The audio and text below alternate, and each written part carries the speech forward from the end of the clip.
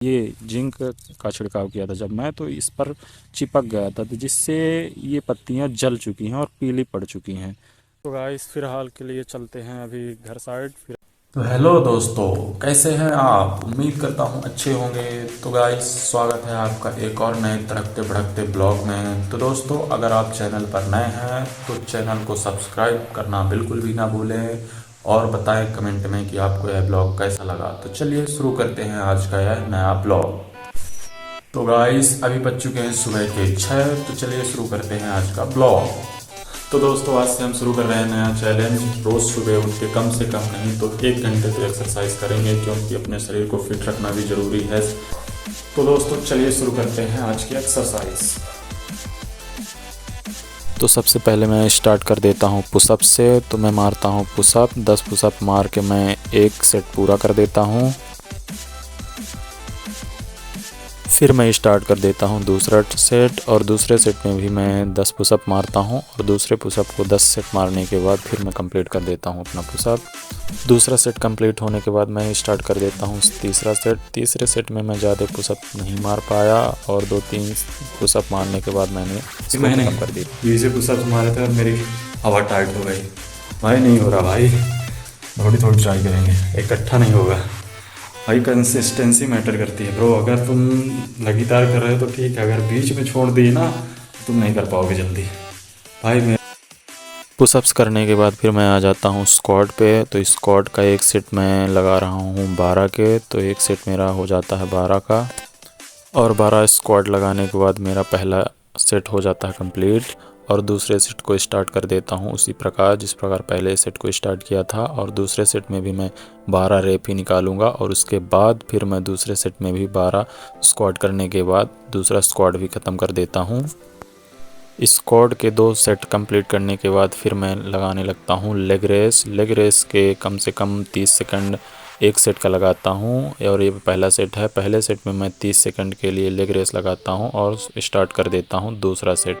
पहले set complete होने के बाद मैं स्टार्ट कर देता हूँ दूसरा सेट। दूसरे सेट में भी सेम पहले सेट की तरह 30 सेकंड तक मैं लेग रेस करता हूँ, और 30 सेकंड तक लगातार लेग रेस लगाने के बाद मेरा दूसरा सेट भी हो जाता है कंप्लीट। और फिर मैं आ जाता हूँ माउंटेन क्लाइम्स पे, और मैं इसके लगाता हूँ फर्स्ट सेट 50 सेकंड तक, क्योंकि जल्दी जल्दी में लगा रहा था। मैंने इसको 2x स्पीड पर कर दिया है, और पहला सेट ख़त्म होते ही फिर मैं स्टार्ट कर देता हूँ दूसरा सेट, और दूसरे सेट पे भी मैं 50 सेकंड तक इसके लगाता हूँ, और फिर इसको कर देता हूँ ख़त्म।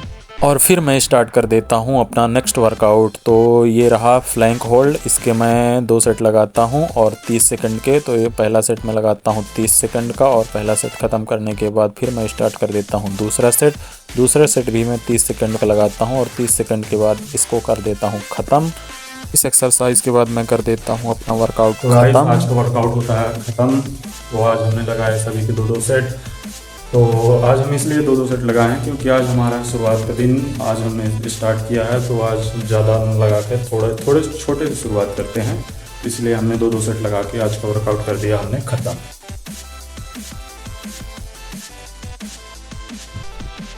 तो गाइस, आज का काम कुछ ऐसा रहने वाला है। तो हम पहुंच चुके हैं खेत। तो आज हमको डालना है इन 2 खेतों पर खाद का छिड़काव करना है। तो अभी हम खाद का छिड़काव नहीं करेंगे, क्योंकि अभी ओस पड़ी है इसमें। तो ओस पड़ी होने के कारण अगर हम डालेंगे इसमें खाद, जो कि हमें यूरिया और जिंक का छिड़काव करना है, तो हम अभी नहीं डालेंगे। क्योंकि अगर डाल दिए तो इसमें जो पत्ते हैं, ये जो पत्ते हैं इसमें अभी ओस पड़ी है, तो इसमें जो खाद डालेंगे वो चपक जाएगा, जिससे कि ये जो पत्ते हैं वो पीले हो जाएंगे। इसलिए हम अभी नहीं डालेंगे, ओस झरने के बाद ही इसमें डालेंगे खाद का छिड़काव। तो अभी हम थोड़ा देर इंतज़ार करते हैं, 12-1 बजे तक में हम इसमें डालेंगे खाद। तो देखते हैं, अभी तो नहीं डालेंगे। तो गाइस, जैसा कि मैं आपको बता रहा था कि ओस पड़ने पर अगर खाद यूरिया और जिंक का छिड़काव करते हैं, अगर ये जिंक दानेदार नहीं हुआ तो पत्तों में कैसे चिपक जाता है। तो ये 2 जो खेत हैं, इसमें मैंने पहले डाला था खाद, ओस पड़ने पर डाला था। तो इसकी पत्तियां मैं आपको दिखा देता हूँ कैसे हो गई थी। ये जो मैं डाला था खाद, ये इस पर ऐसे चिपक जाती हैं। ये जिंक का छिड़काव किया था जब मैं, तो इस पर चिपक गया था, तो जिससे ये पत्तियां जल चुकी हैं और पीली पड़ चुकी हैं।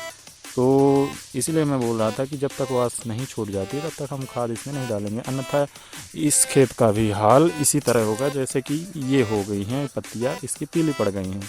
तो इसलिए हम अभी खेत पर नहीं छिड़केंगे खाद। हालांकि ये दानेदार जिंक होता तो ऐसा नहीं होता, लेकिन वो थोड़ा ज़्यादा पिसा हुआ बारीक था तो इस पर चिपक गया है, ओस पड़ने पर पानी में चिपक गया है, तो इसलिए ये हो चुका है ऐसा। तो गाइस फ़िलहाल के लिए चलते हैं अभी घर साइड, फिर आएंगे 12-1 बजे तक में खाद डालने के लिए। तो अभी फ़िलहाल के लिए चलते हैं घर साइड, फिर बाद में आके देखेंगे खाद डालने, जब वो झड़ जाएगी तब आएंगे हम खाद डाल। तो गाइस हमने देखा घड़ी में तो बज चुके थे 12:30, तो हमने डिसाइड किया कि चलो अब खेत में डाल दिया जाए खाद। तो हम निकाल लेते हैं सबसे पहले जिंक, क्योंकि जिंक और यूरिया दोनों साथ में मिलाकर हमें डालना था खेत पे। तो हम जिंक लेके निकाल लेते हैं बाहर। तो दोस्तों यूरिया के साथ जिंक को मिलाकर डालने पर पौधे में ज़्यादा फुटाव होते हैं और दाने चमकदार निकलते हैं। तो दोस्तों हमने मोनो जिंक लिया है जिसमें 33% जिंक और सल्फर 15% होता है। तो फिर हम चल लेते हैं यूरिया के लिए, जो कि हमने अंदर रखा था। तो हम निकाल लेते हैं यूरिया की बोरी, और ये रही यूरिया की बोरी, और इसको हम कढ़ेल के ले आते हैं बाहर और रख देते हैं चबूतरे के ऊपर। अब इन दोनों को हम मिक्स करेंगे। गाइस इसके खाद में तो होगा नहीं, तो हमें एक बोरी और खोलना पड़ेगा। इससे खाद में तो नहीं होगा, इसलिए हम एक और बोरी खोल लेते हैं ताकि दो बन के रेट हो जाए।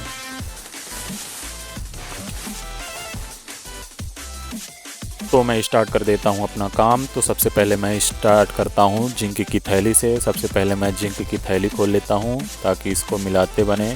तो मैं खोलने लग जाता हूं ब्लेड से जिंक की थैली। तो मैं खोल लेता हूं जिंक की थैली। जिंक की थैली खोलने पर मुझे पता चलता है कि ये जिंक भी उसी जिंक की तरह है जो मैं पहले लाया था, एकदम बारीक पिसा हुआ। तो मैं डिसाइड करता हूं कि पहले मैं जिंक को मिला लेता हूं यूरिया में। तो सबसे पहले मैं नाप लेता हूँ यूरिया को, क्योंकि यूरिया मैं नाप के ही डालता हूँ, क्योंकि ज़्यादा हो जाएगा तो पौधे को जला देता है। क्योंकि यूरिया में नाइट्रोजन होता है, जो पौधे में अधिक हो जाता है तो पौधा जल जाता है। इसलिए मैं पहले यूरिया को नाप लेता हूँ फिर डालता हूँ उसमें। और यूरिया को नापने के बाद फिर मैं लग जाता हूँ जिंक को नापने के लिए, क्योंकि आधे आधे खेत में डालना था। तो आधा उस खेत में डालूंगा, आधा उस खेत में डालूंगा। तो आधा आधा कर लेता हूँ और नाप लेता हूँ जिंक को। तो जिंक को आधा इसमें मिला दूंगा, आधा उसमें मिला दूंगा, इसलिए मैं पहले दोनों को अलग कर लेता हूँ। जिंक और यूरिया को बराबर नापने के बाद फिर मैं एक बोरी और यूरिया की खोल लेता हूँ, ताकि दोबारा मुझे बोरी खोलने के लिए बार बार घर आना न पड़े और मैं लगातार खेत में खाद का छिड़काव करता रहूँ। फिर मैं जिंक और यूरिया को मिलाने में लग जाता हूँ, जिसमें मेरी माताश्री भी मेरा सहयोग कर रही थी। और फिर मैं बोरी में भरकर चल लेता हूँ इसको लेकर खेत की ओर। तो गाइस हम पहुँच चुके हैं खेत। तो दोस्तों सबसे पहले हम डालेंगे इस खेत पर खाद, जो कि ये है। फिर हम डालेंगे वो आगे वाले जो दिख रहा है उसमें डालेंगे, तो हमारा काम पूरा हो जाएगा। तो चलिए स्टार्ट करते हैं। और फिर मैं स्टार्ट कर देता हूँ अपने खेत पर खाद छिड़कना। तो दोस्तों मेरे पास कैमरामैन नहीं था, तो मैं एक जगह रख देता हूँ मोबाइल और स्टार्ट कर देता हूँ अपना काम करना। तो सबसे पहले मैं स्टार्ट कर देता हूँ आगे वाले खेत से। तो सबसे पहले इसमें डालूँगा, फिर आगे के खेत पे डालूँगा। तकरीबन 1-1.5 घंटे तक खाद डालने के बाद मेरा काम हो जाता है पूरा, और फिर मैं चल लेता हूँ घर की ओर। तो गाइस अपना काम हो चुका है पूरा, हमने डाल दिया सारे खेतों पर यहाँ पर खाद, और अब हम चल देते हैं घर। और इसी के साथ अपना ब्लॉग करते हैं यहीं पर ख़त्म। तो मिलते हैं अगले ब्लॉग में, तब तक के लिए।